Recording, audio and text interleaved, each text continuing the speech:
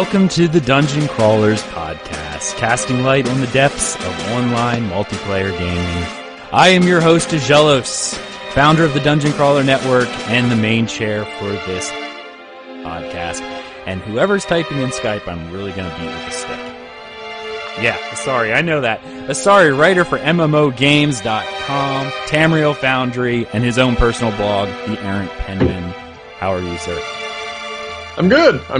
Kind of sick and hoping I don't cough my way through the entire night, but it's good to be here.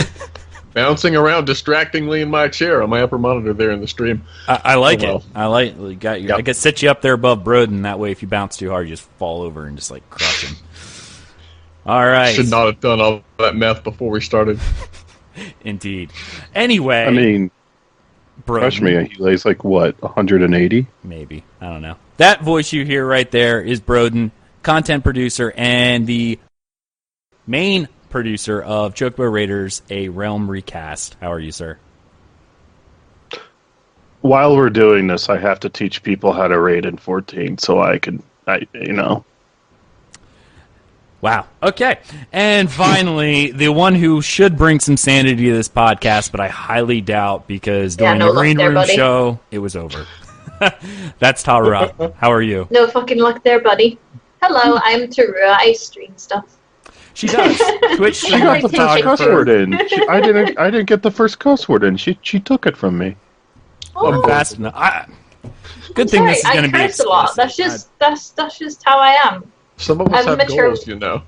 Yeah, I have mature life rating on my dreams, channel. and you took it from me. I have to be the first to cuss and everything. You've destroyed it. I'm sorry, Brodin.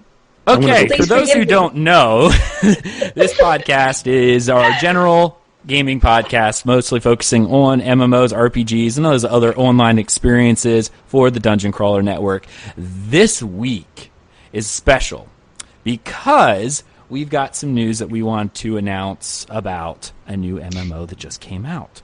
So, back in the beginning of December, I guess it was about December 9th, if I remember correctly, MassivelyOP broke the story of a new independently developed MMORPG called Ashes of Creation, developed by the San Francisco-based Intrepid Studios. The game developers promised an ever-changing world shaped by the actions of their players. The game design philosophy was described as follows and verbatim: "We're creating an MMO based on our core principles as designers. We believe in choice, organic events, player narratives, and massive communities. All of these come together in what we call our living world. Players will shape the world we create through dynamic quests, castle sieges, our settlement system, the economy that goes well beyond that of an auction house, and player housing, among many other systems. We'll set up the initial state. You decide where we go from there." So, I know that's a lot. If you haven't taken a look yet, ashesofcreation.com, a lot of MMO developers kind of use a lot of those buzzwords, right? It's something that we see a lot in this industry. I know even particularly the organic events and living world and stuff like that was a big selling point of Guild Wars 2 back in the day. I was going to say, I think I've heard that on the last 5 MMOs to be released. Yeah, that exact wording. Right. It's not exactly something new. I feel like a lot of companies are copy-pasting from a site that they're just giving out. Do you want to advertise your MMO? Use these words. Buzzwords of the year. This is true. Years. Now, with that being said, I know, Isarii, you and I are incredibly excited for this title. So don't take our first initials that we're at all jaded by this. We're just jaded by the MMO genre in general.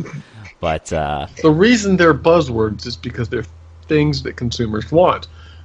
It's just historically when people have used them, they don't end up actually doing what they say they're going to do. So Let's say that's hoping the this will happen. exact same marketing that Arcade had, and we all know how that went. Arcades was terrific up until about a week before launch. well, a lot of the things that was issues with Arcade, at least in my opinion, and many here in the West, was the fact that it was a Korean MMO import. And the way that they're designed from the ground up, based on the type of culture that is over there, is to make everything so grindy that if you don't pay money, you're immediately left out in the cold. And that's kind of where we're looking at here. Something that when I saw Ashes of Creation, I was very interested in ArcAge at first. Like, the concept-wise was something that was amazing to me. Mostly the ships, mind you, because I'm an Ultima Online player, like way back in the day. And owning a ship was probably one of my favorite things. So that was what kind of drew me to ArcAge to begin with. But the fact that it was a Korean MMO was something that I was not very excited about, because I know where that trend always goes. So seeing that Ashes of Creation is a Western-based MMO, I have a lot of hope. Well, it's not all bad. I have a lot of hope. Sorry, what were your first thoughts? My first thought was definitely, I saw two games right off the bat. ArcAge is one that I think a lot of people pick up on, and then the other immediate reaction is, oh, EverQuest Next has been resurrected. And neither of those are really accurate comparisons. What they're doing, we'll talk about it later, I guess, but, the way that they're actually going about constructing, the living world that changes according to player action, based on what we've heard of it so far, is really nothing like what ArcAge did. ArcAge didn't really do that at all. And I'm not sure how much they promised it, to be honest, but there are definitely, I think, elements of ArcAge that show up in terms of where you largely have I would call it largely a theme park environment almost, where you have certain simulated elements of a sandbox. So you never have the full-blown, let's build an empty world and just let players go at it. You have a lot of, hand-developed content and systems, and then you sort of try to simulate sandbox elements within them. And how close that simulation gets, we don't have any idea at this point. I think one great example, so I'm not just talking around it being vague, in ArcAge was the trade packs, which simulated player looting without actually having you, drop your gear when you die and lose everything. It was only active when you opted into the system by picking up a trade pack and going with it.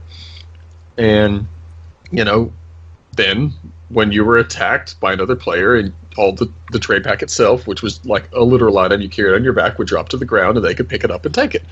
And for the most part, that was just something you picked up in one area and carried to another for a profit. It wasn't too in-depth in the game system. If you were building something, you would transport building materials as well. So, but it was really like, it was very specific. It's not like every time you move stuff, you would necessarily have a trade pack. But that's going a little bit too much into ArcAge. But that's the type of thing, though, is what I'm kind of seeing here in my head as I'm putting this ephemeral notion of a game together, is that they're going to have a lot of handcrafted content, not just give you an empty world, and that they're going to do as much as they can to create player agency within that. And then the EverQuest Next thing, I think a lot of us is kind of obvious. You see, a world where different parts of it adapt to players, and they come into a relatively blank slate, and it grows up around them, and mob types can move around, and it's different. I think what Ashes is doing is a lot more easily to imagine based on technology that we've actually seen before. I guess I'll have to go into how it works now. Let's just dive in right here. Yeah, so it's the node itself is based on, or the game itself is, let me get rid of this cough drop before I just spit it out of my mouth accidentally. Yeah, that's real good for video too. I know. The game I was trying to stop the coughing. No, the game itself world is based on nodes, and in my head I'm imagining hexes, sort of like Civ. Like Age of Catan. I'm thinking of like from the board game. Or Catan. Sorry. Yeah. Yeah, but anyway, hexes, they could be squares, we don't know, it doesn't really matter. Just regions of influence that are nodes, basically. And as players do things in those nodes, I hate to explain other people's games because we don't have that much detail, but basically the node gains experience. That might be an oversimplification, but it grows up a little. And it starts out as just an expedition, and it can grow into a tiny settlement, like a camp probably, and then a settlement, and then a city, and then a metropolis. And as it's growing, it sort of starts taking over the areas around it, and becoming a larger and larger city. And that affects, the NPCs that are around it. Maybe the NPCs are pushed out away from the city. And I don't think we're talking about actual moving bands of AI. And that's the part that I think seems a lot more tangible about Ashes. And that was one of the major selling points of EverQuest Next, was they were saying that things would move and migrate with their who was the company? Storybricks. Yes. They were working with. And I think that sounds really cool, but I also think a lot of the reason that we never saw EverQuest Next and that it was eventually canceled was because so many essential elements of that game depended on hand-waving and promises of some ephemeral, amazing AI that we've never seen anything like before. And I'm sure it's possible, but I don't think they had it. Mm-hmm. And Ashes sounds a lot more simple. Players' actions affect maybe the factions around a node in a certain way, and they spawn up dependent on what's going on. Maybe that's an oversimplification, maybe it's completely wrong, but that's kind of what it sounds like to me. I can understand it, how it could be done very, very easily. Right. Well, before we get too much more into nodes, because we do want to talk about that a little bit more in depth a little later, because we want to hit the blog posts, the reactive world nodes, and we can really get into that at that point.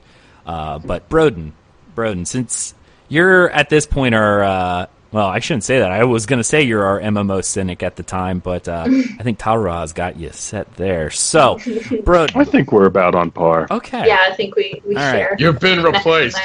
In the Green Room show, we were talking about fine. this ahead of time, and it's something that we joked about doing a flash, like a lightning round, and it was like, what game or what MMO made you not trust any other MMOs? And there were certain ones being said. I'm not going to say their names here. Certain ones. Okay, almost everybody other than me said the exact same one, but I'm not going to say which one that one is. Star Wars Old Republic. Okay, someone did. So there's some jaded people here. We have hope. This is one of the reasons why I'm so excited for Ashes of Creation, is because I have hope that somebody will pull off something good eventually and get us out of this decade-long MMO rut that we've been in of terrible... It's bound to happen eventually. Eventually. Even if it's an RNG-based system, eventually my drop will come. Eventually I'll roll the dice and it will work. I don't know. You'll never get that legendary in WoW. You will not pass go. You will not collect $200.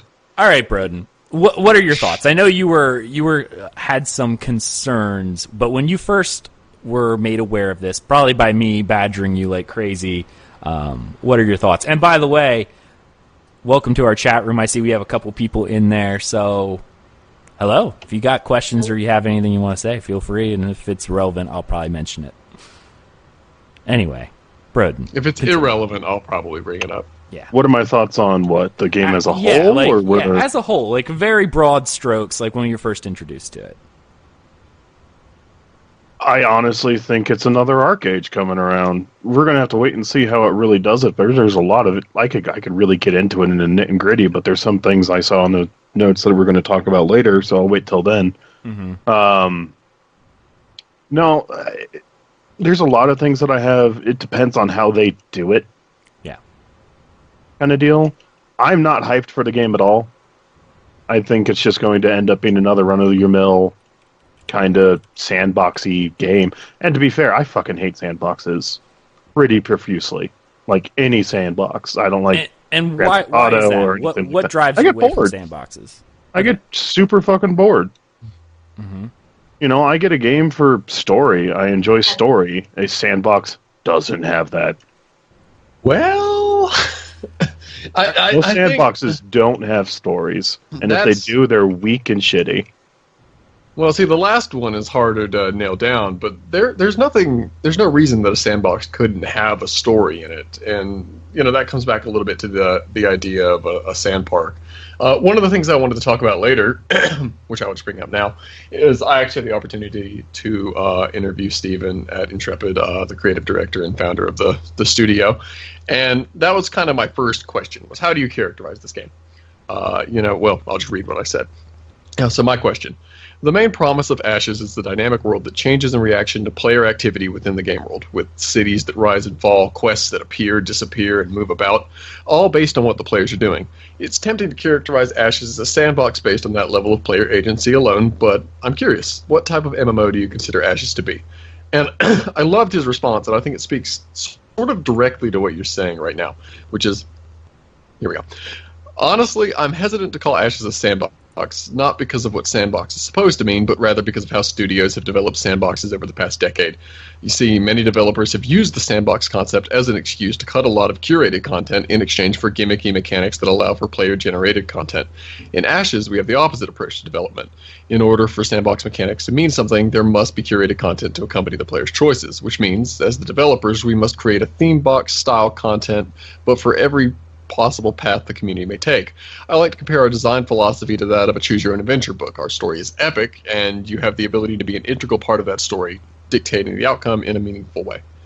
And this Ashes, by the way, isn't even the only game really going that route. I can't remember, is it Shroud of the Avatar that's a sandbox that's based on episodic story content that's coming out right now? Shroud of the Avatar. Have I got the right one? Yeah, I think. I don't know if it's any good. I think it could be garbage. Yeah, there's a lot of player run towns, player run everything. So there is a lot of sandbox elements in that. But Shroud of the Avatar is supposedly split into 6 different episodic contents with accompanying novellas and stuff like that. So it's interesting what they're attempting to do. But the thing that I'm not 100% sold on Shroud of the Avatar, and it's not directly related to Ashes, but it does come into it, is that so much of Shroud of the Avatar felt very instance. Kind of like it gave me a reminiscent feel of Guild Wars 1, where it's hub cities, even jumping between zones, you go into an overworld map, kind of like a classic Final Fantasy game or something, and then like a solo instance? Not a solo instance per se, but there was no overworld map. You had an avatar that walked across this giant map, and when you hit a town or a point of interest, you zoned into it. So it was very different. There wasn't even zone walls or anything, so it didn't really quite feel like an MMO. I just wanted to, there are a couple sandboxes. I know Star Wars Galaxies, as we all know, the greatest game that was ever made, they had story elements that were injected into the game periodically as well, and it definitely wasn't a selling point, but, back then I don't think narrative was good in any MMO, to be honest. There's no reason that you can't have developer created content that's handcrafted, lovingly developed, and actually good in a sandbox game. And what Steven said there, that a lot of studios have taken the sandbox label and said, this means we don't have to do anything. I think that's really unfortunate, and that was a perfect response to how would you characterize the game for me, to say, yeah, we want there to be a high level of player agency where they can go in and they can sort of choose the fate of the world, but we don't want it to be this boring box where nothing happens that's actually interesting. Yeah. And you know what, actually, as we were talking about this, what game, this is 10 years ago, but a game that made me think about this was Isarii. I guess it's called Isarii now, but it was once Horizons, and they actually had very sandboxy, very PvP oriented, but in one case there were all these miners who were digging into a mountain. It only happened on one server. They were digging into a mountain and they unleashed a plague that only affected dragons. Well, dragons were a playable race. It pretty much killed, if you were a dragon race, you couldn't do anything because it reduced your stats by 90%, and it only affected one server. But the way that Ashes is designing itself, based on the fact that they're throwing us into a world, and they may have things pre-programmed, which they do. It's choose your own adventure from these nodes, but every single server that you go to will have progressed in a different way. Taruha, I haven't heard from you yet. What are your thoughts on a sandbox with cultured elements to it? Give me your thoughts. We haven't heard you talk yet. I mean, it sounds adorable and all. Adorable. It sounds kind of, sounds like a cute concept and everything. But knowing the kind of people that play MMOs, I can only see this just going horribly from a role player perspective. Because when I do MMORPGs, I tend to try and immerse myself in lore. I tend to try and immerse myself in roleplay. And that is the main two things I cannot see of the game happening. Because they're saying all of these things, like these nodes can be destroyed and everything, right? Mm-hmm. It's say a trolly PvP guild decides to ruin a roleplay guild's node because they want to. What do you do? I guess you rally all your role-playing friends to pick up a spear. Yeah, well, exactly. Like, and then there's the fact that it is a subscription game, and you have to subscribe to play it. I just don't do that. Like, Cut her mic off. Cut her mic off. Yeah, I know she's fired. Bye. I prefer buying a game and then paying for expansions. That way, Submodel like, is the only model. Where's my delete They put a button? unique name on every month of the game, and since it's an ever-evolving title, you can think of that as an expansion that you pay $15 for but every month. if you buy a game every month and you're not getting Team does that content- actually. Yeah, every single patch has a unique title. Oh, see? There you go. We're in the work. We've solved it. Unless they're gonna produce new content every month. No, I don't see the point of paying Every it 3 every months. month. Every 3 months they give us a ton of new content. Yeah, but I then understand that though, especially with how many. like, It's been a long time since anyone has really played any MMOs for longer than a few months at a time. yeah. There's a lot of factors, I think, in that. There are way more online games to choose from now. MMOs have changed the content model a lot. I think one of the big ones, honestly, there's definitely this part of me that wants to go, MMOs suck now. It's all because MMOs suck.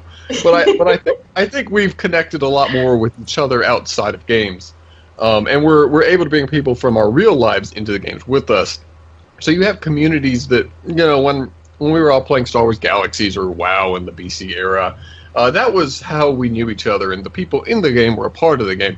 But now, we're out here right now on Twitch, talking to each other about some game that's not even out yet.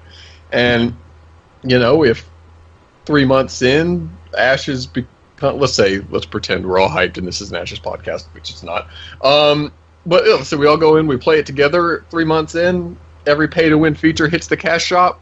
Everybody starts lighting their hair on fire. We just pack, and we don't lose the friendships like you did in the past. So I think those are all things that you sort of have to combat when you're designing a game to be a subscription game, and games haven't really been able to do that. Especially theme park games, I think, struggle particularly with it because they rely on a constant flow of hand-created content that you just can't keep up with how people are going to go through it. And it's also, they diminish the importance of the player in the world and thus the player's attachment to the world. And I think systems that promote that theoretically could keep the subscription model going strong. I think if we look at EVE, which has had the subscription model forever and remained pretty steady despite major flaws. I won't get into that too much. It's because players are really, really attached to that world, and you can't just pick up an EVE field and put it in another game. They absolutely could not do that. I feel like the reason why I don't like the subscription model is because, one, I don't have stable income, so I can't afford that. And then I look at games like, I don't like Elder Scrolls Online that much, but I like the fact that you can buy the game, you buy the expansions, but you don't have to subscribe every month to keep playing it, essentially. Because it becomes tedious, and then you lose contact with your friends, and as a role player, you have to stay connected, or you lose everything, essentially. It's really difficult to keep paying and paying and paying and paying. And then, look at it. I don't want to say it, and I'm not going to get into it, but you keep paying and paying and paying, and then you don't get what you pay for, essentially. Now, eventually. Well, eventually. Two things first. One, I had a request in chat to show the cat, so Kitty. giveaway tonight. I don't. Anyone who wants a cat. I don't even. I don't even You're gonna see give the cat away. Twitch chat anywhere. Oh, well, it's on Twitch. Yeah, I'm you on go on Twitch. Twitch, Yeah. but you want to make sure it's not hidden. Yeah, make sure it's not hidden. But anyway, second thing I wanted to hit up first, because we were talking about this. I prefer submodels. I was glad I saw a submodel. Now, again, my financial situation is a lot different than Taruha's. But there is something that's interesting here that they're doing, which I've not seen other MMOs do. They're doing a referral system where a lot of MMOs do the refer a friend. Like, bring your friends in. This one's different. This one actually is any friend that you refer. Let me jump in on this one because this is one that we see a lot of consternation from people that don't know what they're talking about. And I have a background. To me? No, not you. Not but yet. If you've looked at any Reddit posts about this game, you will see this concern. And not to be an asshole, but I have worked in finance in digital media at very, very large website. So I'm very familiar with what I'm about to say. So what Ashes has done for their referral system is taken a standard MMO referral program and then plugged it in to a standard affiliate marketing program, exactly like what Amazon uses. Literally the exact same thing. So someone takes your referral link, goes to the website, creates an account, you get a percentage of anything they buy. And that's it. Now Reddit see this, and you can cash it out. You can use it in the cash shop that will apparently be there, which we are not happy about. Well, didn't they say that? Oh god. Oh god. We will talk about it later. But before you continue, sorry, hold your thought. What were you saying, Taruha? I just, as soon as I see this cash shop shit, it just, like, my life flashes before my eyes. I know. To counter the last 4 years. To counter Especially your with argument the on the submodel, cash shop is how they do. I know, but okay. You can't hate both. I'm yet to see the cash shop done right is the problem. You can't hate both. Sorry, continue. Yeah, continuing. So the chat is already saying exactly where I was going. So people see that, people who have no idea what an affiliate program looks like, and they're like, or apparently a pyramid scheme, and they're like, it's a pyramid scheme! And I linked them John Oliver's multi-level marketing video, and that doesn't usually do it because they don't watch it, so then I have to explain it in great I clearly didn't watch it either. I was like, I haven't linked it to you, it's fine. I just expect you to know what a pyramid... So a pyramid scheme, the way it works is there's the guy at the top of the pyramid who's making a All the product, good shit. and he sells the product to other people, and says you can sell this product to other people or just directly to consumers, or you can use it yourself. So they're thinking that their business model, the second tier of the pyramid, is we're going to buy this stuff from him and then sell it to other people, not use it ourselves.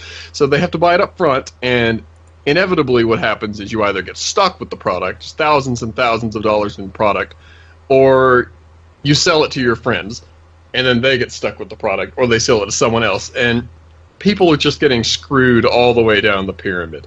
In a referral system like Ashes, or what literally every website uses on the entire internet pretty much, you don't have to buy anything at all to benefit from the system. You don't have to buy accounts to resell to people. You aren't buying cash shop currency to resell to people. There's no buy-in from you. That is the key defining feature of a pyramid scheme, right? Well, you're paying a subscription, but if you so you're technically buying access to the game. Right? Well, first of all, that's not for resale, which is what's important. Okay. You're buying a service that you know what it kind of reminds me of? It's like the DirecTV thing. You refer a friend, you get credits back. But exactly, yes. But if you've got your referral income incoming from people who are subscribing and people who are buying, that can be put towards your subscription or cashed out. Yeah. So that's something that takes place to mitigate the cost of a subscription if you're actively promoting the game, I guess would be the way to put it. Yeah, absolutely. And I mean, in your case, like you said, if you were sub to this game, being a streamer, whatnot, you are working as a source of, and who's ever typing, please mute your mic. Sorry. That's fine. You got a mechanical keyboard, and I can hear it. So, with clickety-clack master races. Clickety-clack master races. I tell you what, especially when you're doing audio, it's like Embrace the clickety clack. No, I don't mind the. I People have like to one hear the too, but click. you should see me typing over here. I'm like I'm like second grade typer here, like one finger at a time, so that I'm not actually clicking. Very, very careful. But being in the situation that you're in, being in the situation that DCN's in, being in the situation that Isarii's in, anyone, if we were taking this and we were jumping forth, like I know even.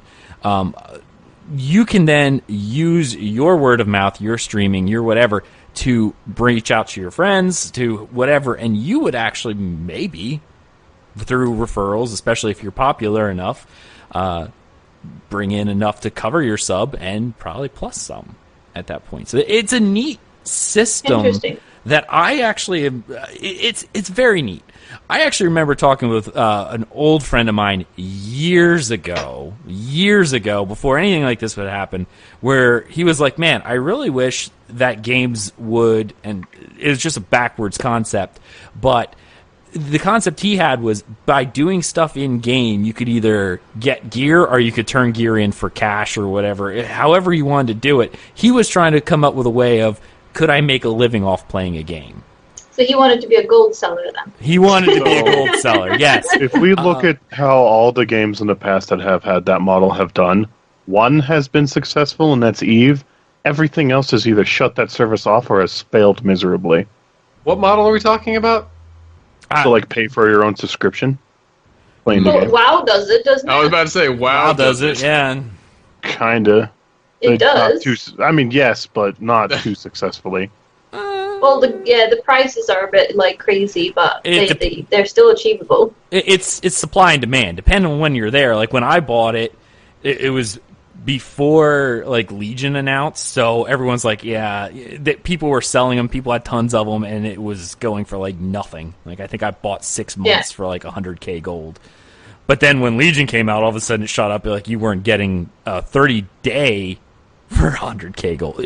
It's supply and demand. It's what you have, what you don't have, and that's how all that works. But that's not what we're talking about here. We're talking about submodel. Well, that's what I mean, though. It's a part of that whole thing. Because if you look at WildStar, it was one of those games that also came out with that whole thing versus sub and cash shop being able to buy your own subscription via the cash shop and everything like that. So can we really say that was a problem with WildStar? It seemed like that there was a lot of other issues.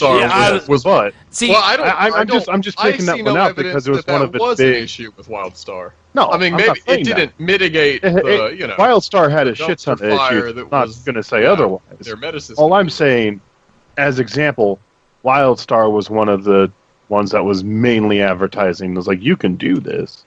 So it just came to mind. No, yeah, and it is a very good point that you made there, Brodin, because it's very true. Even with this game has to bring an audience. And that's what we'll see as the development comes in and as we start seeing testing and as the game goes live. The main thing here is the game going to be fun? If it's not fun, it doesn't matter if you've referred everyone in the world. If no one's playing, no one's paying, you're not making any money. That's how this is going to go. So the onus is really on the developers to create a world that people are invested in, that they want to come back.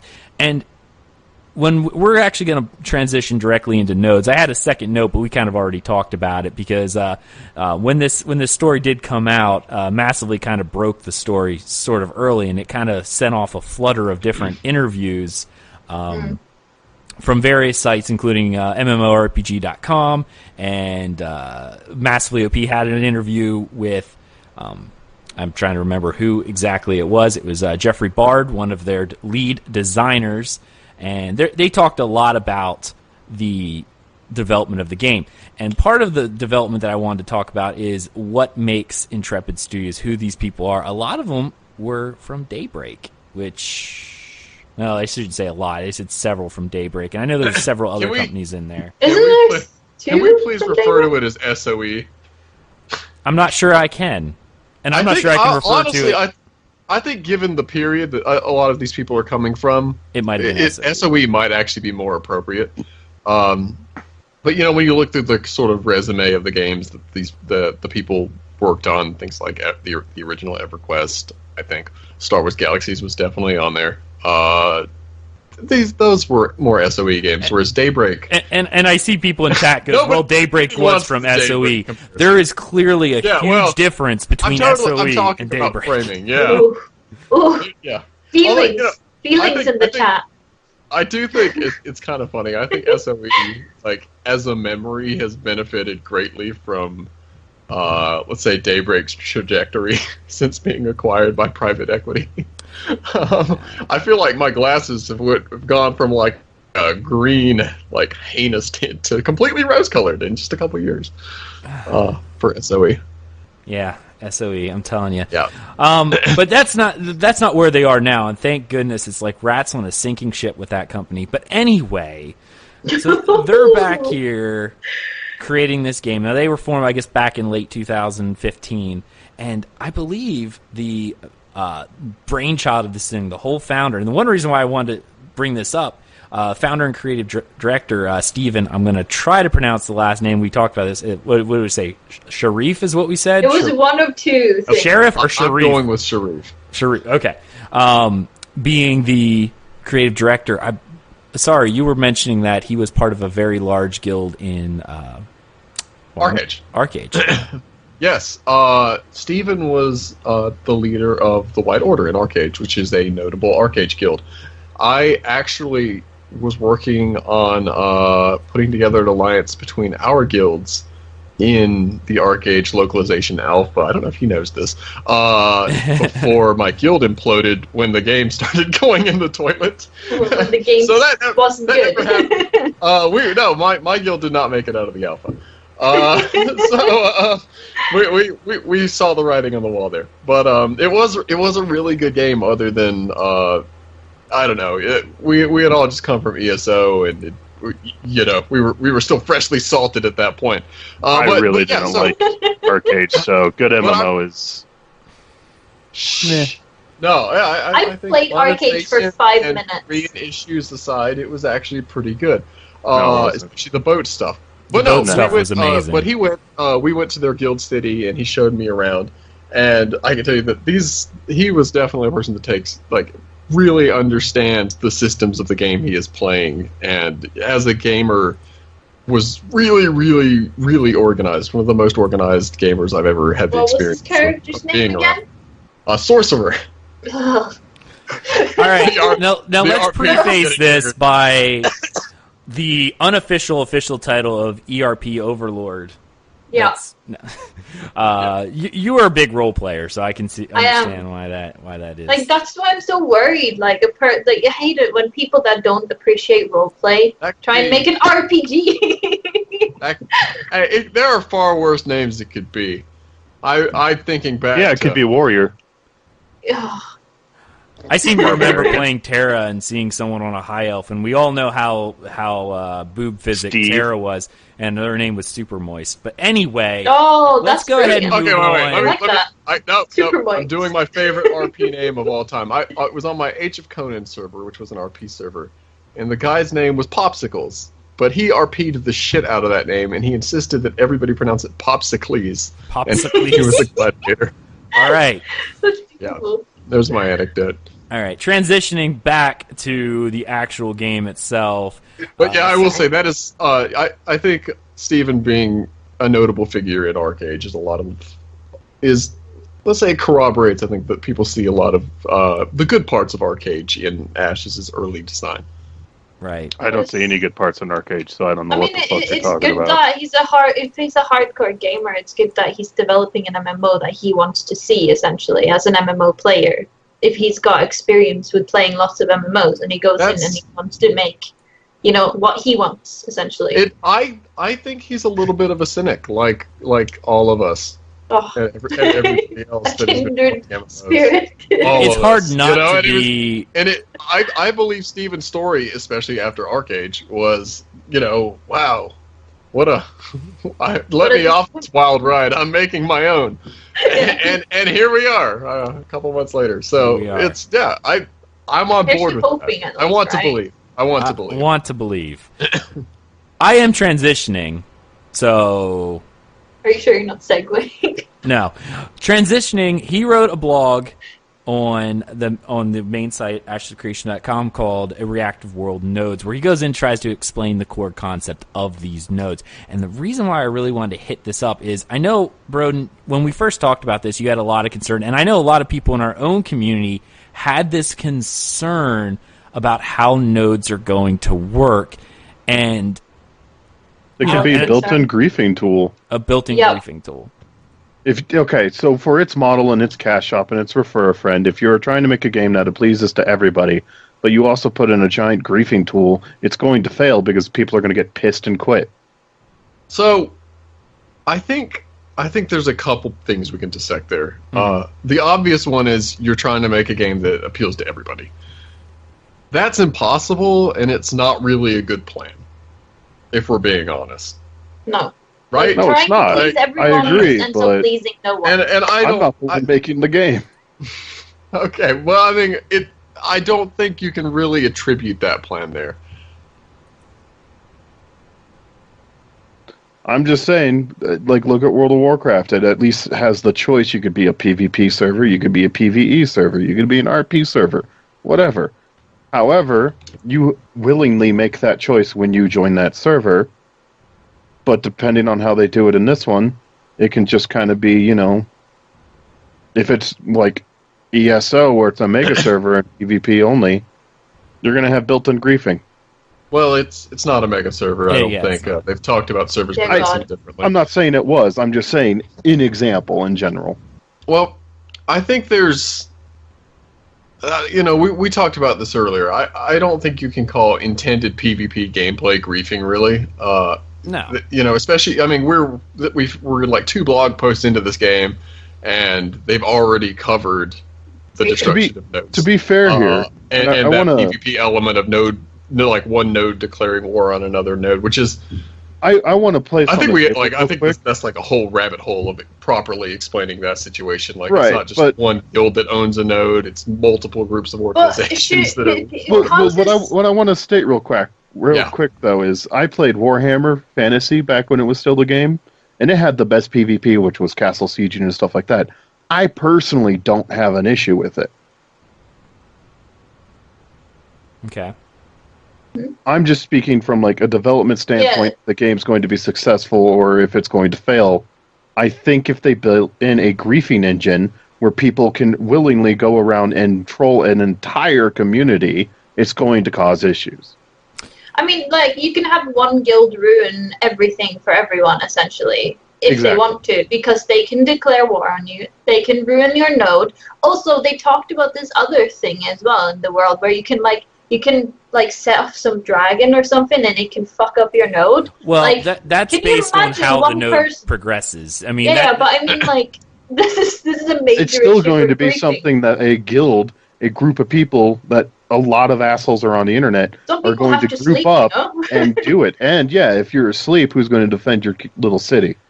Exactly. So there's so many places to sort of address like that type of concern this early on. And I think the number one thing to say is, one, we're just completely inventing things to be concerned about at this point, obviously. What stops your node from getting destroyed while you're asleep? I don't know, a game mechanic. There are game mechanics, and there are vulnerability. There are precedents for this kind of thing. Maybe make it take more than one day. Maybe the dragon sits there for a week, and then if nobody goes to kill it, then it comes to start fucking up the town. I mean, there's so many ways that the game could be designed to where that's not a huge concern. Now, I'm going to jump in here. Sorry, I'm going to jump in here because there are a bunch of already done anti-grief mechanics in here, specifically with flagging and PvP. Yeah, there is a karma system in place, which is what they're talking about. If you go around and you're killing people, if you are that griefer, you cannot just go around and attack a node without a specific, declaring war. But there were a precedent for other games doing this. Shadowbane, for instance, was a game that, you know how you defended it when it was asleep? if someone came up to siege your keep, they actually had to present like a declaration of war. It kind of reminds me of like ancient Rome, where there was like 30-day wait, where for 30 days they march their army in front of the territory. Then they chuck a spear into the territory, and then like 10 days later, that's how they declare war.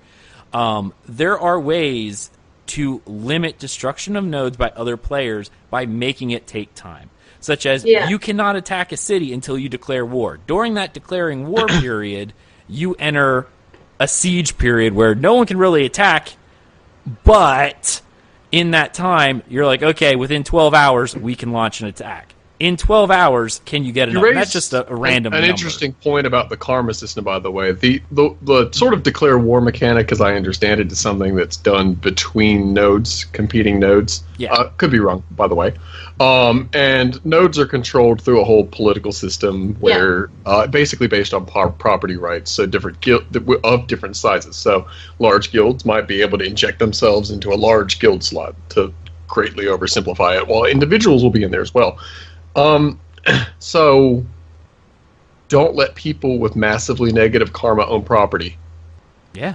Yeah. Solved. And I mean, there's so many ways. It's just what it is. Yeah, but do you get negative karma for declaring war? Maybe you should. Maybe you should. And maybe you should, and that could be a way of like hindering like declaring war on people. I also think, by the way, that war isn't necessarily a PvP only mechanic, which is not interesting. No, definitely not. They explained that they had PvE elements as well, but the problem is, right, if you're trying to roleplay and every other day or week there's someone attacking your freaking node, right? Then, it's going to get tedious eventually. And here's the thing when you say with day and week. I want to bring in this point, and I don't want to cut anyone off because you guys are making good points, but I want to progress the story here. Yeah. They have a rough development time, okay? And this is something that I really want to bring in here because as they're showing, they showed a video of how these things go. As you're developing in a node might start as empty and you're doing random quests in the zone, and everyone who's doing quests in that zone contributes to the overall progression of this node. This is not something that's done overnight. And I know a lot of us, and all of us are thinking, almost everyone here played ESO, and we all know how when the game first came out, they're like, oh yeah, people are going to want to defend their keeps because that's where guild stores are. And it turned into what, Dark Age of Camelot was at the end, where a guild siege happened keeps flipped nonstop. No one was there. Yeah. But there's really no investment in ESO PvP. It's cheap to get in, it's cheap to get out. And how long does it take you to fully upgrade a keep? Like 30 seconds? Yeah, that's that kind of gameplay. When you develop a game to be quick, get in, get out, that's where you get that whole oh yeah, I'm getting siege every couple weeks. In here, just to interject with Ash's timeline, by the way, they're talking about the upgrade cycle for a large city or a metropolis being weeks, not I saw that as well. Many weeks, which would make it worse if it gets destroyed. Yeah, exactly. If it can be destroyed in like a few days, when it takes weeks to build, it would be a terrible thing. So it needs to be something that's not so easy to do, essentially. Yes. Oh, I agree. I 100% agree. It should take months. It should take a long time, and I mean, that's kind of my whole argument. There is we don't know yet because if it's literally you go to sleep, you wake up and your town's gone. That's also I'd be pissed. No, yeah. I don't think anyone would. No. It's an unknown, and I'm willing to admit that it's an unknown, and I'm not saying anything on solidified facts, but it's also unknown if it isn't possible. We don't actually know. That might be the case. Yeah, we're just discussing scenarios that might occur. And that's what this discussion is really. And here's the thing: if it takes, all right, if you're doing quest in any game, all right, how attached are you to that quest hub? Generally, not very, because once you're done, it takes Jawas involved. Well, it takes you like 30 minutes to do all the quests, and then you move on, right? But if you're actively working, all right, and here's the other thing that comes into this: housing is not instanced in this game. It's by these nodes. So when you're doing housing and stuff like that, which a lot of people love, your houses are now part of that metropolis. You have anyone can walk into your house. No, while it's not being sieged, there are probably standard, like you can't get into my house kind of crap. Like you can lock the door. Ultima Online had that kind of thing with the open world housing where if someone locked the door, you couldn't get in. If they left the door open, people could get in. That's a different in-game mechanic here. But you're going to have a vested interest if you're spending I do all think there this is time. like some instance housing, by the way, but There might be a little bit, but most of it's supposed to be about apartments. out and about. Yeah, like you might get Still apartments. it's still attached to the node. I just figured Yeah. I think it would be cool if housing corresponded with how much you've contributed to the node, and you can own a bigger By the way, property. I have to how much interject you again maneuver. because we have Sorry. Intrepid Studios in chat. So, hey guys. Woo! Hello. And it looks like Steven's here too. But yeah, so awesome. Hey guys. That's pretty awesome to be honest. Developers are in the chat room. Yeah, like the node, if you have a vested interest, look at EVE Online, specifically the stories that are involved with EVE, because you know how much time and in-game resources goes into making ships and doing stuff like that. Sieges should go have an equal cost. I'm sitting there going, if you want to siege a city, Taruha, I want to siege your city. Okay, you build a metropolis. You are invested in this city. You have NPCs in there. You have your homes. Your guild is invested in this city. Your children are growing up in this city. Your children, their children. It's a mess. You guys are a prolific bunch. You guys are all in this city. You have a vested interest. You want to defend it. I want to take your city. All right, but just like real war, I have to bring the men, the resources, and it should be crushing. Look at any historical event, all right, like Cannae with Hannibal and the Roman army. When Hannibal destroyed the Roman army at Cannae, it drove the Roman Empire, or the Roman Republic at that point, into a state of depression that they were like, the empire almost ended that day.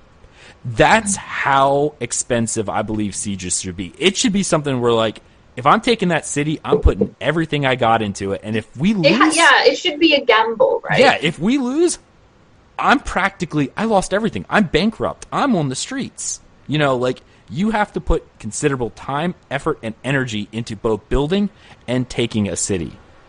Mm-hmm. And that's the argument that we're kind of having here is you have to. I do think ultimately, though, what it comes down to is this will be an MMO where there will be consequence, and that is a deal breaker for some people.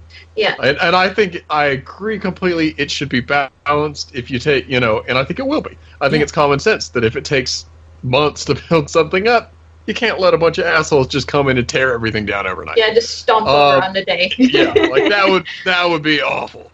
Oh, look, a dragon. Oh, no. But I do think there are some people. It doesn't sound like PvP is completely 100% avoidable. That was one of the questions I asked, and we got the flagging system. I liked what I heard about the flagging system, but some people are going to go, I liked it too. Somebody could attack me. It reminded me of... And that's fine, and maybe it's not for them. And that's fine. I mean, it doesn't for the have to be. longest time I've done RP PvP. It's interesting that they're introducing the bounty thing. Like, I love that. Yeah. Well, and I read that, I think in one of the articles, I can't remember, they said that there might be a possibility that they ping this person on the map so that everyone can hunt them together, and it would be really interesting. So if and you're it also makes it easy to avoid them for what it's worth. Yeah, it is. Yeah, if you see a giant red dot, you run. Then you go, no. Well, it happened in Ultima Online too. If you happen to see a red name, you booked it because they were a player killer. Unless you Asheron's Call as well. Yeah. But there were consequences. If you were a player killer, right, there were, in that game it was full item drop, but they also had skill degrading. So, like, if you got killed, let's say, Brodin, you'll understand this one because they have levels, like de-leveling. Possibly if you're a murderer, what about de-leveling? Like, do you think that's something that, like, if you... I don't want to talk about de-leveling anymore. I played Final Fantasy 11 for 8 years. I don't want to talk about de-leveling. But that's a deterrent. That's a risk versus reward. Do I want to be a murderer? Well, okay. Well, it's the same thing in real life if you really think about it. Do I really want to kill that person? Is the possibility of me going to jail for the rest of my life worth it? I think having a somewhat persistent karma system would, where it doesn't just tick off after 20 minutes. Would be really good. Where, like, if you've been running around being an asshole for, like, weeks, it should take you probably a couple months to get that back. Oh, absolutely. And in the meantime, I actually really like the idea of not letting you own land. Like just making you an outlaw. That keeps you largely out in the woods doing your own thing. With your band of bandits out there. Although at the same time, it would be really cool to have a bandit city. Hey, there you go, Taruha. You could be a bandit. You could get your guild out there, and you could role play bandits. Where and they actually have caravans in here. So like to develop cities, you could hijack caravans and attack them. From that was one of the first things that popped into my mind when I saw like the nodes grow. I was like, oh, that would have been such a badass bandit encampment. But like the thing is, right? I'm just worried that like the deterrent to grief isn't large enough, and that's my biggest worry as a role player. If you're going to go into an MMORPG, you want it to be, you want to have emotes, you want to have this, you want to have that, you want to have a safe space.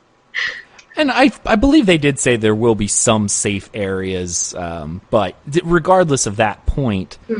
A lot of this hinges, and what we're talking about, what we're discussing right now is, and even Brodin, I know you're saying it all depends on what the actual risk versus reward and what the penalties are. If no one cares, that's going to be a problem. And during testing, I'm hoping, like I said, if someone can come in and siege my city in a day while I'm asleep, like the Oceanics come in, like they do in ESO, and take all the keeps when I'm asleep at 3 in the morning. Cut your throats in your sleep. Yeah, I have a game that I could bring up that is a perfect example of an actual griefing engine that has all of these current issues. It's not an MMO, but it is an online game, and that would be Rust, where you can build up communities, so on and so forth. But when you log out, your character goes to sleep. They're still in the world. They can get killed. They can get all their shit stolen. All your shit can break while you're logged out. And it is an issue. Yeah, there's another game as well that I played very briefly. H1Z1 was that way too. Mortal Online. Have you guys ever heard of this one? I have It's heard very of it. obscure. I actually have heard of it, oddly enough. Yeah, I have too. They had this like open PvP where you could kill people and loot them and stuff, and it just went fucking south. Right. Real quick. And, I mean, but that's one of the things that I loved about ESO was Imperial City. And there was not quite the risk versus reward, but like while you're collecting your Telvar stones and stuff, there was always that ever-present, you're doing PvE, but there was that ever-present danger of PvP happening, right? And that made you extra careful, and it gave you that extra adrenaline rush that was really something that was cool, and it's something that I really liked. So, and one of the things I really like about that, by the way, I'll let you go in just a sec, but is, if you've ever played games with really boring PvE, I didn't play Ultima, but I imagine Ultima's this way. Like 2D RuneScape, Albion Online, which isn't that boring, but really just sort of rudimentary combat, grindy PvE. Suddenly you introduce like item loss on death and the potential for PvP from anyone, anywhere, and suddenly those things become really exciting. And that's why I personally like that kind of thing. Besides the whole... Well, finish your point, and I'll go to my next one. No, that was really the point that I have, that with that extra... Happy to steal it from you. Yeah, no, you made my point. That was a little bit extra. That danger is what keeps people on their toes and doesn't make me go... And this is honestly what I believe drives people away from MMOs in the first place, is the whole, I'm watching Netflix while playing because there's nothing that's really going to bother me, right? Yeah. You're not playing a game anymore, you're killing time. And these are living worlds. I mean, you're not going to go into the bad part of town or whatever, at midnight in the real world, right? Because talking about Netflix, pressing space, hopping around whilst you're in the middle of the night in a dark alley. Yeah, this is something you do. You don't do these things. And the real world is scary. Why does every digital virtual world have to be a Care Bear place? Like, why do I need a safe place? Well, I was really terrified. I'm a PvE player, and this is coming from a PvE player. I'm a raider. Have you ever played ARK? People play video games and role-play games for escapism. Why should they have to face the same dangers that they want to get away from in the real world in the virtual one? Some people like the excitement. Yeah. Okay, make it an option. Well, or there is that kind of an option. Specialized different modes. That's the option. Yeah. Like different servers with different modes, essentially. Yes. Well- But if conflict is an integral version of the game, like you couldn't have a PvE Rust server, for example. Yeah, no. So I'm going to bring up another, like Warhammer Fantasy. Like I said, I played it back in the day, which is a PvP centric. That's all it was. There's no way to not be in a PvP thing, but it was faction based, like WoW. And it had the castle sieges and stuff. It didn't have any safeguards against, late at night, one person can go and take all of the castles. No safeguard against it. It was really annoying. The game was super fun. I had a ton of fun on it. Had some of the best PvP I've ever had. It's dead. It wasn't successful. So that's really where it comes into play there, is you need to be able to market it to where you can have everybody, or most types of people being able to play it if you want the game to last. Even if you enjoy it as a person who enjoys PvP or that kind of content. And it's one of those things that I like to say, don't exclude the casuals, because if you do, the game is going to die. Yeah, because a large bulk of people just play, like you said, to escape and just chill out, and they don't want a lot of conflict everywhere.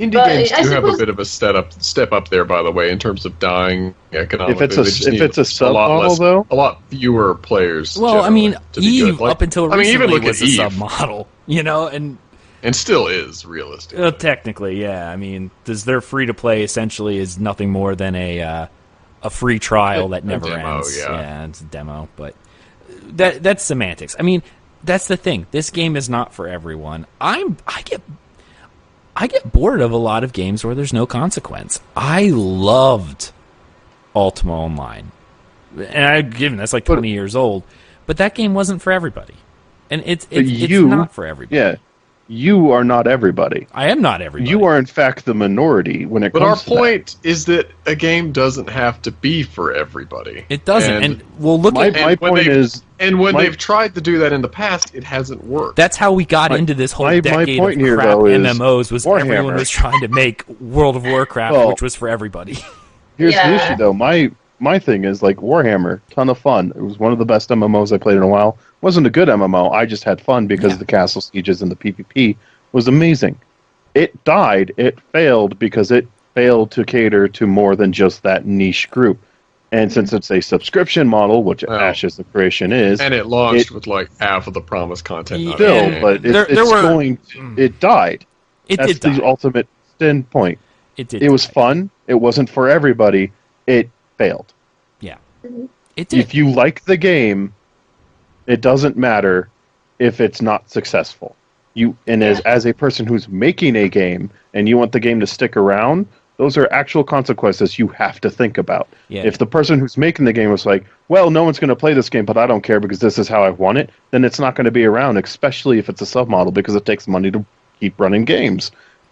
It does. It is. So, it is very true. That's the consequence. It's like you can bitch and moan all you want that you don't like this or you want this in the game. Ultimately, they have to make it to where, everybody will enjoy it to a degree. A majority of people will enjoy it. Not everybody, because that's impossible, but at least a large number of people will be attracted to keep playing it. Just have realistic expectations and keep your budgets and operating costs within the niche you're targeting. Yeah. I think of Albion Online specifically. I think is the right game where they're saying, or no, it's actually Saga of Leucemia, who Yes, we Saga. also all know pretty well. And they're like, yeah, if we've got like 3,000 players, we're happy. Right. We can run on 3,000 players forever, and that's how we're designing the game. You don't have to have $3 million. You just have to plan around the audience you're targeting. Right. Don't expect to be WoW. Don't budget like you're going to have 10 million subscribers. Yeah. And which is what all of the WoW clones did, Yep. especially SWTOR. Oh, SWTOR, God. Rift. No, Yeah. don't say it. Yeah. It's choking me.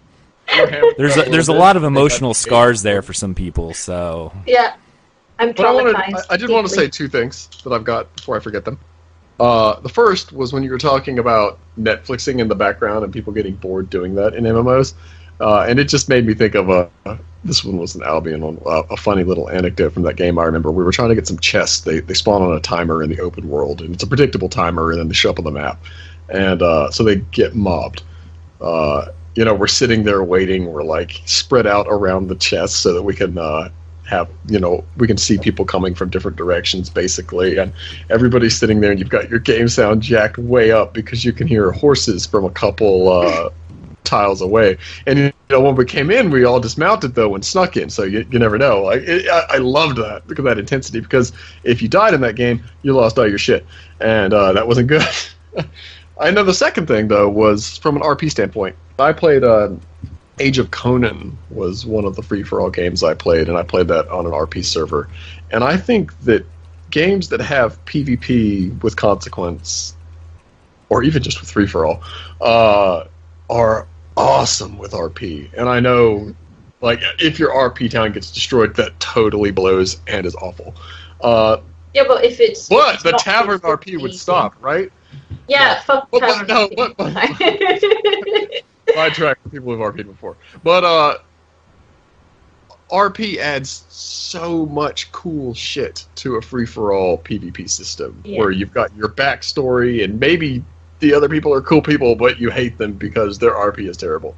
Or maybe they're dicks, and you hate them because of that. You've just got an extra layer on it, and then alliances come together not just because they all hate Guilty X, but they start to RP together, and you've got this really organic way that everybody fits together. It's basically, I think, I just like the way players can form factions on their own and do that in free-for-all PvP systems, and I think it's amazing for RP. Yeah, it's so good. And the karma system also cuts into that too. Like you said, with the RP, is you have the free for all. You could role play that complete psychopath if you wanted to, if you're willing to take the karma. There you go. Yeah, and I'm just reading through my. But then there comes the problem. There comes a problem as well, though. That should this karma be should this be account bound or only to one character? Because if it's not account bound, then you can grief on other characters. It also depends. There's ways around this. They could go here's the thing they also talked about, which I'm going to hit on, but I'm not going to touch on heavily. They made comment about crafting being a very integral part of this game. There is PvE, and to make epic and raid stuff, which is something that I love, it requires materials from raid bosses and dungeons, which is cool. But what makes a master crafter, someone who focuses on, what if they go the Star Wars Galaxies, where it's only one character per server? Then it wouldn't have to be account wide, but if you can only make one character per server, your karma sticks. There's ways around it if you look at it. You know what I mean? No? Nothing? I've got nothing here. I agree. Okay. I zoned off into the comments for a second. All right, because dead air is bad for a radio show. Let's go ahead and move on with our last two topics here, because we got to get this going. Sorry. Yeah. You wrote an article on MMO games that you were. Yes. You had an interview with the creative director himself, and you had a couple highlight points that we wanted to hit. I'm not allowed to say that's a good article. You're not allowed, because I said if anyone says Isari's article is good, they're fired from the show, because Isari's on the show. So I already talked about our first question, where we talked about exactly what it is, and he said, well, I don't want to call it a sandbox because so many sandboxes have just been empty, and I loved that. Moving on from that, though, I guess my other sort of just the parts that I thought were really cool. I'm not going to talk about this one here, because that's what we just talked about, basically. But if you're interested in the PvP flagging and how that works, and the karma system, we did get some detail there that I think is really worth a read if that's a concern you're taking away from this. And I will have a link to this article in the show notes as well. So if you're listening to this live after the fact, all the articles that we discussed during this show will be available to you there. Good. Okay, so first cool tidbit was that there's multi-classing base skill morphing, is how I put it here. So there's a variety. Let me just pull up the actual question here. Yeah. Which I should have done already. I know. I'm rusty at this. So much for me hampering people to What is this, amateur hour? No, I'm just kidding. Yeah, right? Dicks. Pretty much. Been a while. Come on. Okay. So there are 8 separate archetypes. Great shame.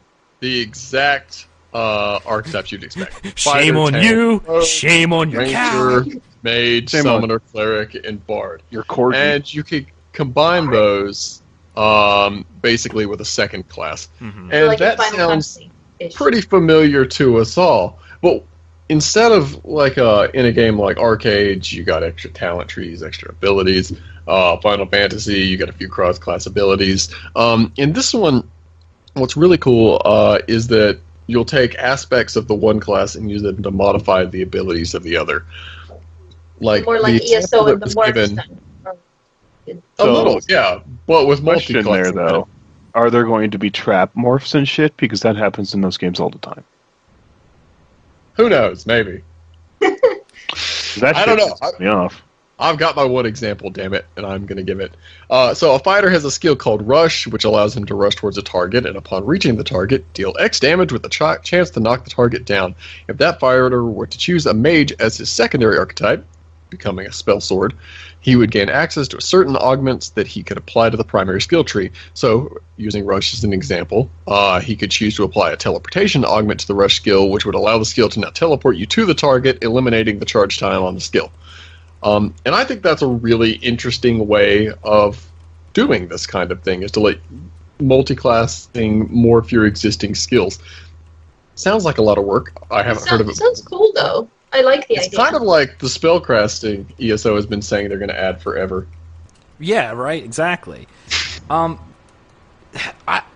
like this kind of system because it does have that, and that character customization. And from what I remember, as of right now, and I'm going to say this because it was in the official Discord, but Steven took to the Discord and said, as of right now, so this is tentative to change, that you would be able to change your secondary. So, like, if you wanted to, you're a fighter, and you went, I don't know, cleric, and then you're like, oh, this sucks, and go to mage, you could change it at a later time. What the benefits and are the cost, are the negatives are of doing that, are to be determined. But something. Can I say one thing before like we move on to something else? But I'm uber excited that they're putting Bard as a class. I have like a raging boner for that idea.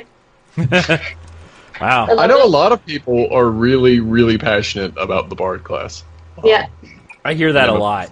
Bard Yeah. is something that a lot of people are like, it doesn't come back in a lot of games. Yeah, it's But- not. It's sad. It's I And play a not- game where I see too many damn bards, so I'm yeah, just not a but part a of lot that of group. people would say the bards in 14 are not the bards of like 11 are. I was literally about to say that. Yeah, I'm not even sure. Like, I let like me the Bard change in my 14, statement then. but I it doesn't played quite. I do played the for right. 11 for 8 years, so that still is lost on me. Okay. All right. well, Okay, he hates bards. he and hates everything. bards. All right, we're going to continue on. Moving on. Only smoothie parts. My next, another question I had, I went through a couple questions at the beginning of this, which is, let me ask some basic MMO questions, then I'll ask you about the cool node stuff. Yeah. So I'm talking now basically about generic MMO stuff. I believe my question was, what is the primary method for items entering the economy? Because I think that's your big, are people raiding for stuff, or are crafters doing stuff? And the answer was crafting, which is great. Yeah. I think that's one of the big defining, is this a theme park, is this a sandbox moments, and crafting was the answer. I've seen Steven say in Discord that crafting will have the potential to be a full-time playstyle. I have definitely heard that one before, but I hope he's telling the truth. Yeah. Or I hope, I'm sure he's telling the truth. I Time hope will the tell. final version of the game plays out that way. Listen to the Star Wars Galaxy's veteran developer on your team. He will say good things. Right. But there will also be some reliance on PvE encounters to get the materials you need. So we'll see how it balances out. And this kind of. Yeah, it needs to be a balance, doesn't it? Because some people like the PvE element of games, so. Right. And I'm a raider. I like that whole idea of I killed this dragon and all of a sudden I get a sword. But I'm okay how the sword comes around. It could just be magic or just a customization idea or something. I only speak the truth in the chat. You kill the dragon, and the dragon drops, I don't know, a dragon bone that you then infuse with a crafter. And it doesn't matter to me how it happens, as long as it happens in that. And that also brings crafters up in a way that a lot of games don't. I know Final Fantasy XIV kind of fell flat at the end of 2.0 with this, but in 3.0 I heard it came back like crafters were really, really awesome. But they're one of the few theme park MMOs that do that. WoW's crafting, there's Garbage. no point to it. Yeah. Because once you start raiding, you get raid stuff. You would never get crafted stuff, ever. Like, it just didn't matter. My ideal crafted situation, like obviously Star Wars Galaxies, but the component I'd really like to see there is... I get the idea. There's so many of them, but the players Get over it. But player shops in towns where you end up going to the same player shop because you know this is your reliable player. Like that level of integration into the economy. And that would be cool. that could happen. Like, we don't know this, but if you're having the nodes, they specifically talk about NPCs. Like, if you own a shop or a house and open the shop down on the bottom to NPC sellers, do they sell your goods? You know, like But will one crafter have something that makes them unique, or will it just be find a random store, look for item? In Star Wars Galaxies, there was such a complicated system of materials that supply line actually impacted what someone could deliver, and you needed to go to a crafter that was working with the right gatherers to get you a good item, and it was... Yeah. Oh, and that comes into that, because as that's the how you nodes... can add the cosmetic parts in, like, dungeons, so that makes, like, what you craft look special or something like that. But they mention that with nodes. Better. As the nodes expand, the good materials are only out at the farther reaches of the node, so a city has to be well developed in order to get those rare materials. So if you're in a starter city, they're not going to have that much stuff. But as the node progresses, the people who own that city, the crafters who are there, who own the shops, they're the ones who have those supply line accesses to those rarer materials to create the better items. Mm-hmm. And right there, that's a reason to defend your city. That could also be a reason to take that city. But yeah, exactly. It'll be interesting to see. Well, Yeah. I wonder how they do the siege- resources will be interesting. If you siege a city, will they give you the option of demolishing it, or will they give you the option of taking it over? can I rape and pillage? That's what I want. I think it should be both. You should be able to Maybe raise and sack or capture. Yeah. Yeah. I mean, be cool. especially like it's one of those things like if you want Give to it a capture the choice. city, does it degrade a little bit and you have to build it up, which it should? Yeah. Or do you go, my city's just right across the river and I just want your zone, so let's just destroy you? Yeah, that would be an interesting idea of whether or not you could do both of those. And then it That way should you be an can option. also intimidate people into just giving up their city, essentially. It could You also- can use intimidation. I mean, it wouldn't make Intimidation sense for a city to just only be destroyed, especially completely destroyed. I mean, that doesn't happen. Well, it could be, like, you could, It's unlikely. like, depending on the size of the city, you could floor everything and Right. demolish it. Right. But You it could. would be It's just a interesting ton if they of had effort. the choice to do Yeah, that. Because I if think they there want should to be a build choice. something themselves, if they truly want it to change, then, they have to have the option, I think. And And I think- I have to say this in chat. This could be a mature game. All I'm saying is there were other games that we're talking about having the mature aspect. So if I can rape and pillage, I'm going to rape and pillage. I mean, come on. Rust, you can do that. Well, actually, you can. I think you can kidnap people and make them eat their own feces. But that's beside the point. No, that's That's art. H1Z1. Oh, that's Ark. Oh, that's right. One of those. Ark as well, Ark but is it's also such a great H1Z1. game, by There the is a way. precedent for that, but we're not here to talk about Ark, and we got two more No. things to hit up before we have. that would be a good to go. way to get some not good press. Oh, yeah. Moving on. Yeah. Uh, more stuff. last quick one that I found was interesting was they've shown us dungeons, then we hear about how nodes work, and my question is, how's that going to work? Is the dungeon only going to be there at a certain level of node progression? Will the dungeon be the same every time? Will some servers have a dungeon and other servers won't? I thought these were all interesting questions. The game's dead. The game's dead. They already said rape's not allowed in the game, so it's confirmed not in it. So I'm done. Bye, I'm guys. pretty sure that was common sense.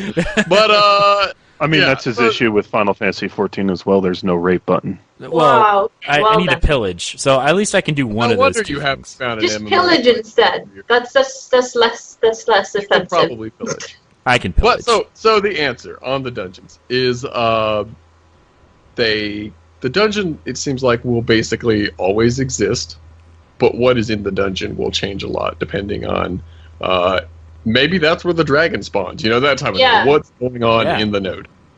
And I mean, don't we all have those fantasies of the whole? I don't want to know about your fantasies after what you just said. Hey, I'm not the one with the ERP overlord title. All right, the fantasy of the dragon appearing, the Hobbit with the dwarves and Smaug coming from the north, like that kind of thing is something that's really interesting. That you have to band together and take out, because there is going to be PvE in this game as well as PvP. So I like that. I like that raid bosses could spawn based on, hey, your city's starting to get super rich.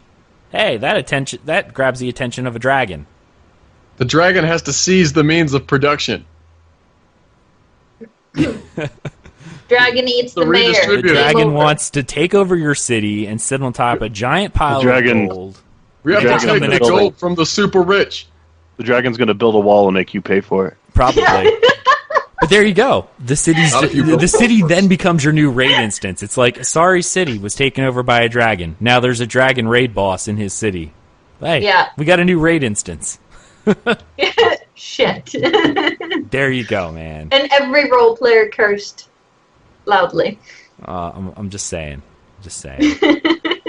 Man, I'm getting a lot of hate in here for this, rape and pillage comment. But come on, guys. Yeah, it's not rape isn't popular. This is war. Yeah, it's almost happens. Like that's a kind of risque thing to talk about, Aggelos. Well, it's war. It happens. Okay, guys. Who could have predicted that response?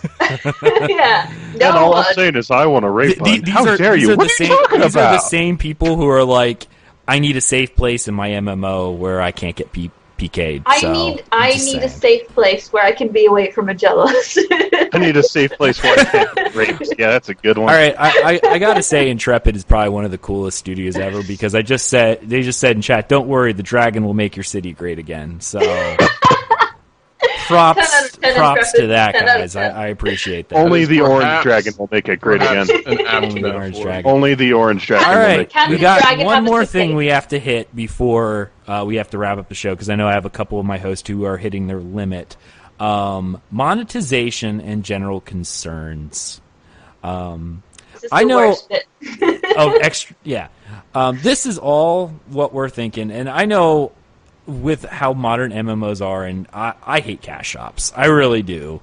I know they're adding it; they're a way of funding the game. But my major concern, and I actually wrote in their Discord, in their official Discord, and Steven was kind enough to answer that they do plan to have a balance between what is available in game and what is available via the cash shop that you can buy.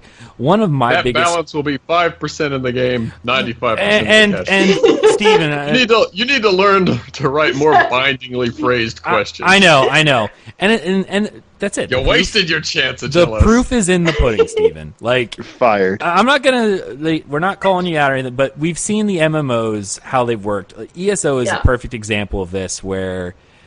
When we went over from buy to play to free to play, or subscription to buy to play, they added their cash shop. It got to a point where every single month they've been adding 15 things to their crown store. Just look at their Twitter feed. They have their own cash shop fashion hashtag. It's ridiculous. Yeah, everything the game. Focuses around their cash shop. All the cosmetics are only in their cash shop. Okay. And that's this is not an exaggeration, people. No, it's not. They have never added amount to the base game. Like, if you were a collector... I think on the same, or on the flip side of it, of a cash shop that I have seen done well, I don't mean to keep tooting its horn, but I think 14 does actually have a good setup for its cash shop. I really appreciate that it's not in the game. Like, so much. Yeah, that too. It blew my mind. And WoW was not in the game, example. And half the crap on it is seasonal stuff that you can't get anymore. But if you played the game during the seasonal, you got it for free. Yeah. Yeah, it was, if you were there, you got it. If you weren't there, you could buy it later. WoW has an interesting one where, they do add mounts and pets, but for every one mount they add 5 times that amount into the game. There just needs to be a balance between what people can earn in game and what people can purchase, because otherwise you're going to hit the point where, I know it's just cosmetics. People complain about cosmetics, but Isarii, you wrote a great article about cosmetics extending the life of a game. And Brodin, we make the the joke a lot that glamour is the real end game of Final Fantasy 14. I'm not joking. Yeah, I know. We joke, but that's a fact. It's true. That's Isarii started playing the end game of 14 when he was level 40 on the website planning his end game glamour. I'm actually pretty sure that I was like, he started I posting that stuff in Discord, and I was like, well, welcome to the end game of 14 already, man. I'm pretty sure I even said that to Latuna when she's like, hey, I need you to come here so I can take a screenshot of your character. And I'm like, oh no, I look awful. I can't take a picture of me. My gear is awful. I mean, I've got, transmog, glamour, these are important. I've got like 200-something mounts in WoW. How many hours of gameplay have I gotten out of, like, just stupid nonsense? And there's a couple things that really make this great. One, it's evergreen. We go back to old grades, and we're still using them because they drop cool cosmetics. We're not going there for the gear anymore. Yeah. Two... I mean, they do it in 14 too. For some reason, raids. like if you there's a lot of mounts tied to the old fights in 14, and people go back and farm them. Yeah, but let's take like an Arcade like system where you can't make you can't make your best sword a 0.0005% chance to be obtained without really pissing off the Western market. But you do that to a mount, and they think it's hilarious and amazing and awesome. Yeah, because it's just cosmetic. And they will it's not do that like dungeon something you need. 5,000 times trying to get that mount. But it keeps people subscribed for much longer too, because they have goals in game that they can go to, not just. Okay, I laid down my credit card. I put $1,000 on my credit card. I have every cosmetic in the game. Now I'm bored. But I will hunt that mount over and over again. Would be the ESO thing, which is that when you don't have those cosmetics in game with which to string people along, with that 0.05% chance to drop, you have to make other things in the game like that. So you end up bloating your loot table. You put like 7 different affixes on each item that can roll to make it, and make like 8 of them useless. That's just how it feels. You make like 5 of them, 7 affixes useless. So that people. And then there's like the plethora of. And then once everybody's got their BIS, just change which one's good. I mean, and you just make everything a massive RNG crap fest. Even ESO's limited cosmetics, like the motif items that they add, they're never going to give you a progress bar where you can log on, do a daily, and feel like you've increased the reputation. You just have a chance to get what you want. You just come on, pull the slot machine, and hope you get it. And it's deeply the unsatisfying. Everything about content reward distribution in ESO feels really unsatisfying, really hopeless. You don't feel like you make tangible progress towards things, and it's because they need to stretch it out because they have no cosmetics with which to do that. They have very limited what you can actually get in game by putting. MMO players are the most vain creatures in the world. You need to give them something to play around with. Like mounts and fancy-looking armor and stuff like that. They can attain from playing thousands of hours of just all that Care Bear stuff. People subscribed for years. Yeah. Mm-hmm. Absolutely. All right, guys, we've kind of reached the end of the Dungeon Crawlers episode, so I want to thank all of my co-hosts for coming out. Isarii, thank you so much for being here, man. I appreciate it. All the work you do over at MMO Games with your writing, and of course your Errant Penman blog, which is amazing. I love it. That's where you can find everything. Everything. Also, I'm on Twitter. It is on Twitter. All of our Twitter feeds and stuff like that. FIE. I was going to say, I'm going to write it in the show notes. So you will see it at the bottom of the list where it's like, follow your podcast host. You will have that information. Yeah. Brodin, thank you so much for coming out, buddy. You can check out Brodin and all of his stuff he does with the Dungeon Crawler Network on our site, dungeoncrawlernetwork.com. Chocobo Raiders, fun times, and all of the fun that he does in the land of cat girls in Final Fantasy XIV. Oh, cat girls. And more I've to seen come. The A light. lot of development. I almost titled my Final Fantasy blog post Isarii in the land of cat girls. girls. The love story. The love story. and then I thought more of it. And finally, our awesome, I'm trying to find an adjective here. Taruha, she is great. She's here. She streams. The person, yeah. She streams, so check her out. I'll have her channel in the show notes as well. Yes. Thank you so much, everybody. We'll be back in 2 weeks for another Dungeon Crawlers. Thank you so much, Intrepid Studios, for coming out and actually hanging out in chat. That was really cool. Yeah. And thank you so much, the rest of the chat room. You're allowed to hate me since I talked bad about your game if you want. He's just jaded. Don't worry about it. Yeah. He just hates everything. So jaded. His life is dark a bit. I'm cynical. I'm not jaded. I think everything's garbage. I think it's a little of both. All right, guys. Thank you so much for coming out. We appreciate it. We will see you next time on the Dungeon Crawlers. Have a good night, everybody.